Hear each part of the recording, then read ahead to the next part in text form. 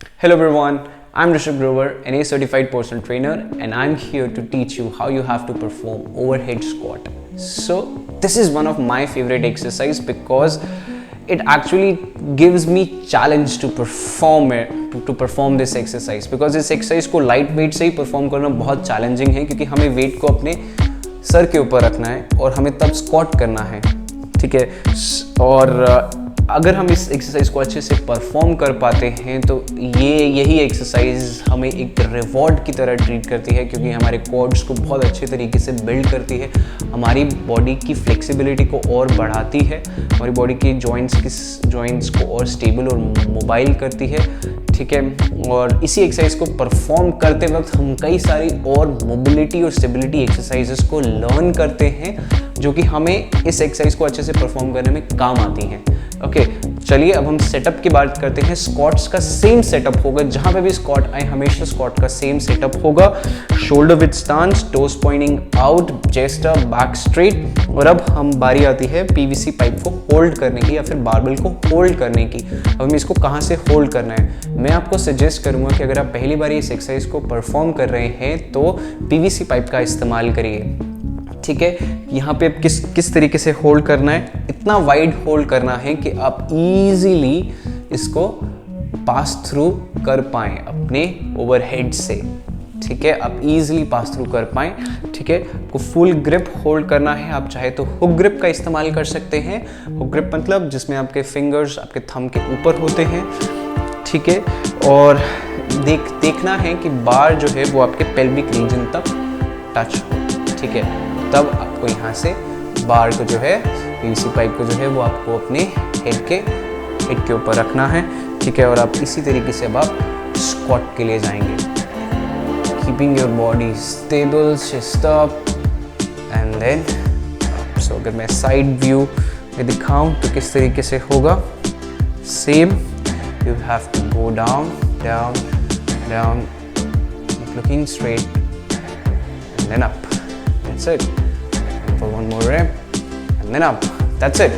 So इसी तरीके से आपको इस ओवरहेड स्क्वाट को परफॉर्म करना है। आपको कितना पीछे होल्ड करना है, उतना पीछे कि आपका जो बाइसेप जो है वो आपकी ईयर से बस थोड़ा सा ही पीछे रहे, बहुत ज़्यादा पीछे नहीं और बहुत ज़्यादा आगे नहीं। अगर आप आगे रख देंगे तो आप ओवरहेड स्क्वाट करते हुए बैलेंस को लूज कर देंगे, बल्कि आपके अपने शोल्डर को ओपन रखना है, अपने जो आपके जो ये वाली मसल्स हैं इसको पूरी तरीके से एंगेज रखना है, ठीक है। सो इसीलिए हम कई सारी ओवरहेड स्टेबिलिटी एक्सरसाइज करते हैं ताकि हम इस एक्सरसाइज को अच्छे से परफॉर्म कर सकें, हम अपने वेट को जो है अपने सर के ऊपर अच्छे से होल्ड कर सके।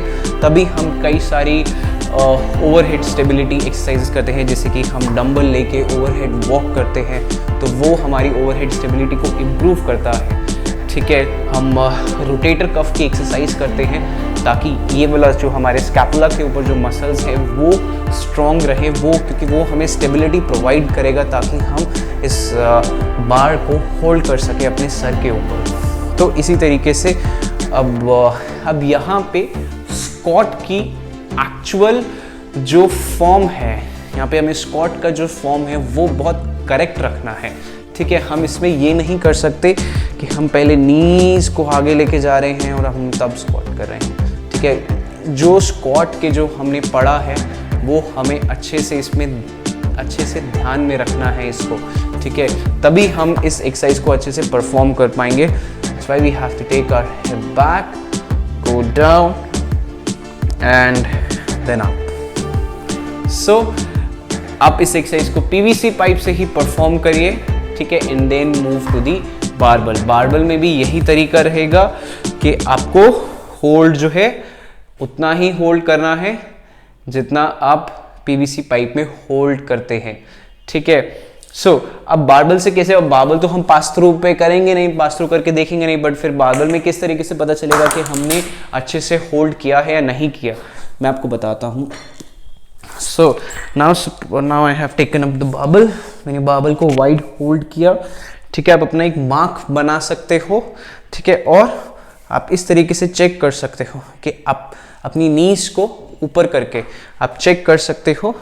क्या चेक करना है कि आपका नीज जो है वो easily 90 डिग्री एंगल पे आ रहा है, ठीक है।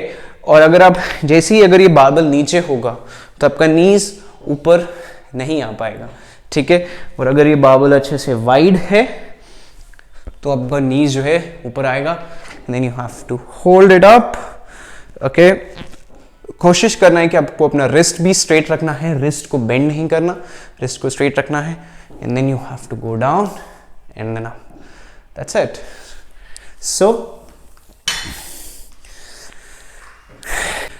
So I hope you got this tutorial, and if you have any doubts you can please connect with me. I will help you in clearing up your doubts, and you can send me your video while performing this exercise. If any errors will be there, I will correct you then and there.